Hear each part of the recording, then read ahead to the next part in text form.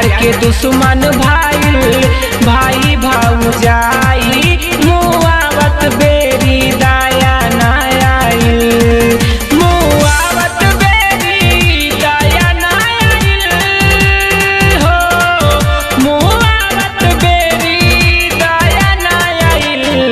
दिहल बिजुली के तारावा छुआई मुआवत बेरी दया ना आइल।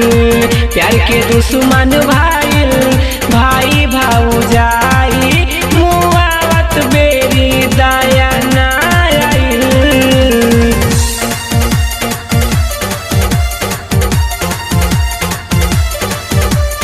मुआवत बेरी दया ना आइल।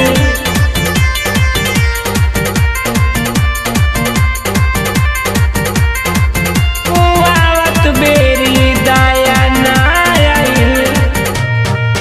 शादी के वादा कैली उनकर भौजाई, रतिया में फोन काके लिहली बोलाई।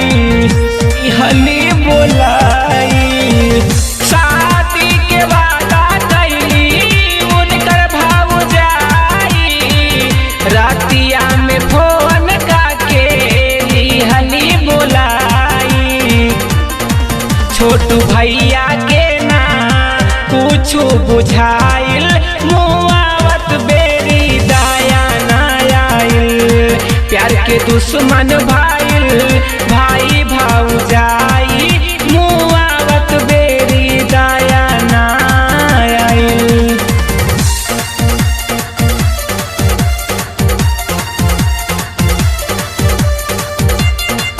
मुआवत बेरी दया ना आइल।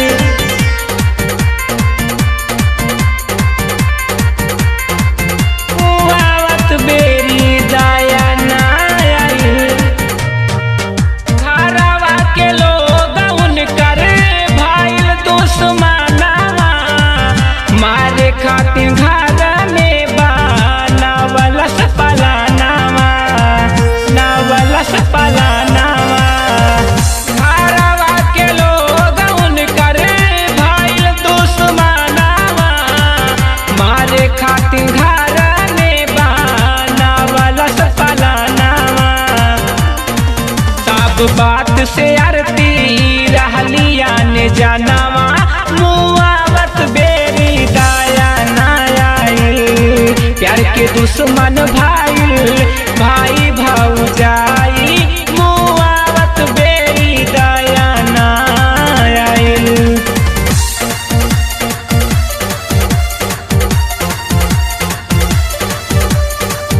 मुआवत बेरी दया ना आइल। मुआवत बेरी दया ना आइल।